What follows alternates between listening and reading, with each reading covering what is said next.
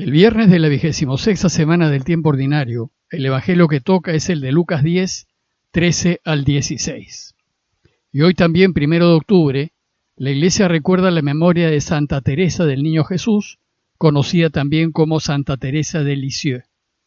Teresa nació en Francia en 1873 y murió en 1897, con solo 24 años de edad. Desde muy jovencita sintió el llamado a la vida religiosa y a los 15 años, con un permiso especial, entró al convento de las Carmelitas Descalzas en Lisieux y nunca salió del convento. Sin embargo, por sus oraciones en favor de los sacerdotes y misioneros y por su intenso deseo de ir de misiones a Asia, fue declarada patrona de las misiones. Su autobiografía se llamó Historia de un alma, y por las profundas enseñanzas espirituales que en ella se encuentran, en donde subraya la sencillez como característica principal del seguimiento del Señor, fue declarada doctora de la Iglesia. Retomemos ahora la lectura continuada de Lucas y les leo el texto citado. En aquel tiempo dijo Jesús: «Ay de ti, Corosaín, ay de ti, Betsaida. Si en Tiro y en Sidón se hubiesen hecho los milagros que en ustedes hicieron, hace tiempo que se habrían convertido vestidos de sayal y sentados en la ceniza. Por eso el juicio les será más llevadero a Tiro y a Sidón que a ustedes. Y tú, Cafarnaúm, ¿piensas escalar al cielo? Bajarás al abismo. Quien a ustedes escucha, a mí me escucha. Quien a ustedes rechaza, a mí me rechaza. Y quien me rechaza a mí, rechaza al que me ha enviado». El relato que les he leído lo comparten Lucas y Mateo casi textualmente, pero no lo tiene Marcos, lo que lleva a los especialistas a suponer que Lucas y Mateo han contado con una fuente común distinta al Evangelio de Marcos, pero desgraciadamente esa fuente no nos ha llegado. Bueno, pues este pasaje es un paréntesis que hace Lucas en su Evangelio en el espacio temporal que hay entre la partida de los 72 discípulos que comentamos en el pasaje anterior y su regreso.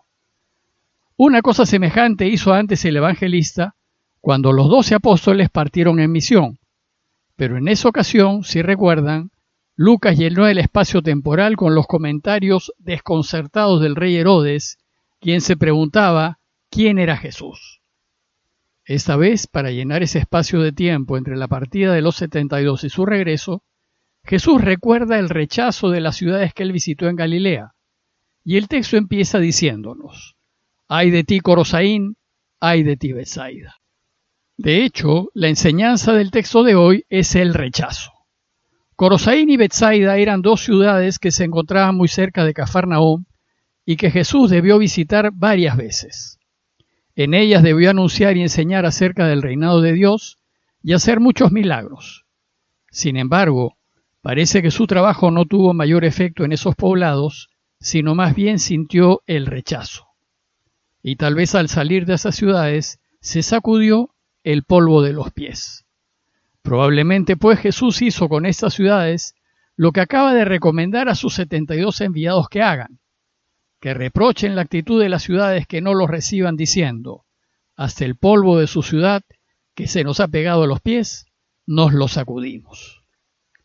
El reproche que hace Jesús a estas ciudades es por su incapacidad de reconocer lo evidente y no querer aceptar lo que demuestran sus obras, que Él es el Mesías. Entonces Jesús pasa a comparar a Corosaín y Betsaida con dos ciudades paganas, Tiro y Sidón.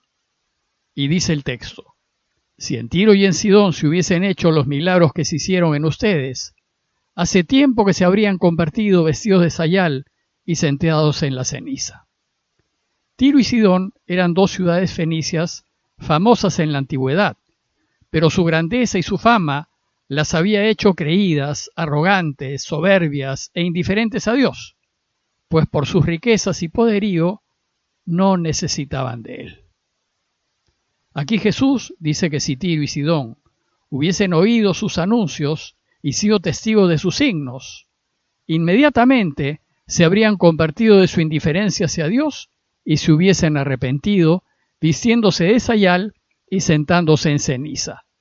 Por eso dice Jesús que el juicio les será más llevadero a Tiro y a Sidón que a ustedes, Corosaín y Betsaida. En la antigüedad, vestirse de sayal y sentarse en cenizas era señal de arrepentimiento y conversión. El sayal era un vestido grueso de tela muy rústica que se ponía a la cintura en señal de contrición y penitencia.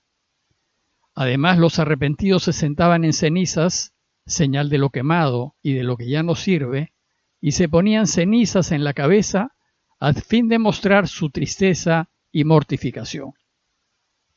Bueno, pues, después de reprochar a Corosaín y a Betsaida, Jesús se refiere en los mismos términos a Cafarnaúm, su propia ciudad y el centro de operaciones de su misión. Jesús vivió en Cafarnaúm todo el tiempo que estuvo en Galilea, y en ese pequeño pueblito anunció la buena noticia e hizo muchos milagros. Pero Cafarnaúm tampoco reconoció que él era el Mesías. Sin embargo, tal vez pronto el pueblito se hizo popular porque allí vivía Jesús, aquel que curaba y hacía milagros, y muchos de los pueblos vecinos iban a escucharlo y a ser curados. Esto probablemente hizo que Cafarnaúm se envaneciese y se llenase de soberbia. Y aquí Jesús critica la actitud de Cafarnaúm y dice: «Y tú, Cafarnaúm, llena de vanidad, ¿piensas escalar al cielo? Pues al abismo bajarás». Pues los habitantes de Cafarnaúm sacaban ventaja de la presencia de Jesús, pero no fueron capaces de ver el reinado de Dios en sus obras, lo que llevó a que Jesús les llamase la atención. Este recuerdo que hace Jesús de su misión en las ciudades de Galilea debe de cierta manera animar a su iglesia, que ahora está entre pueblos paganos, anunciando la buena noticia y curando, a fin de que no se decepcionen ante el rechazo que seguramente sufrirán, pues si a él lo rechazó su propio pueblo, no debería extrañar que su iglesia también sea rechazada. La frase final del relato de hoy resume toda la enseñanza, y dice el texto: «Quien a ustedes escuche, a mí me escucha, y quien a ustedes rechace, a mí me rechaza, y quien me rechaza, rechaza al que me ha enviado». No se preocupen pues del rechazo, dice Jesús a sus discípulos, que aceptar o rechazar es finalmente una decisión del oyente. Ustedes más bien son víctimas de esas ciegas decisiones. Pues en el aceptar o rechazar, es decir, en las decisiones que tomamos, no jugamos la felicidad o la desgracia. Si rechazamos el camino de Jesús, estamos rechazando a Dios y todo aquello que nos lleva a Él. Y si rechazamos a Dios, no nos quejemos cuando en la vida no nos vaya lo bien que quisiéramos, y al final nos encontremos solos y tristes. Pues si uno no es feliz, no es culpa de Dios, sino culpa nuestra, de cada uno de nosotros, es culpa de las malas decisiones que hemos tomado en la vida, movidos seguramente por la comodidad, la ambición y la codicia. Pues no es posible ser felices cuando decidimos mal, cuando decidimos de manera egoísta y en favor de uno mismo, en vez de elegir ayudar y servir al otro. Cuando uno elige mal en la vida, uno se separa de los demás, y al final solo encontrará soledad y tristezas y jamás podrá ser feliz. Y cuando rechazamos a Jesús y a quienes nos traen su mensaje, lo que hacemos es rechazar a Dios y rechazar así la posibilidad de ser felices. A manera de conclusión, los invito a pensar en las decisiones que hemos tomado en la vida y a preguntarnos si realmente somos o no somos felices. ¿Qué decisiones equivocadas hemos tomado, movidos más por nuestros deseos, intereses y conveniencias, y no nos dejamos mover por la compasión y la misericordia, ni por lo que es recto, justo y bueno? Al tomar decisiones, ¿hemos hecho caso a las sugerencias del buen espíritu o hemos decidido en función de las tentaciones del enemigo? Considerar sí, como Tiro, Sidón y Cafarnaúm, nos sentimos seguros y fuertes con los bienes que tenemos, que nos hacen creer que somos superiores a los demás y que nos llevan a no necesitar de Dios. Debemos darnos cuenta que todo pasa y que el mundo da vueltas muy rápidamente. Y luego considerar que solo vamos a cosechar lo que sembramos. Si sembramos injusticias y mentiras, solo cosecharemos soledad y lágrimas.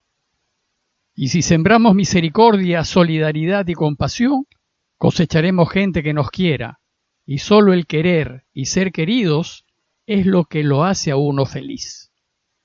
Pidámosle pues a Dios que nos ayude a escuchar y seguir las sugerencias del buen espíritu, a fin de que elijamos lo que Dios quiere, para que nuestras vidas estén llenas de la compañía de otros y de la paz del corazón. Parroquia de Fátima, Miraflores, Lima.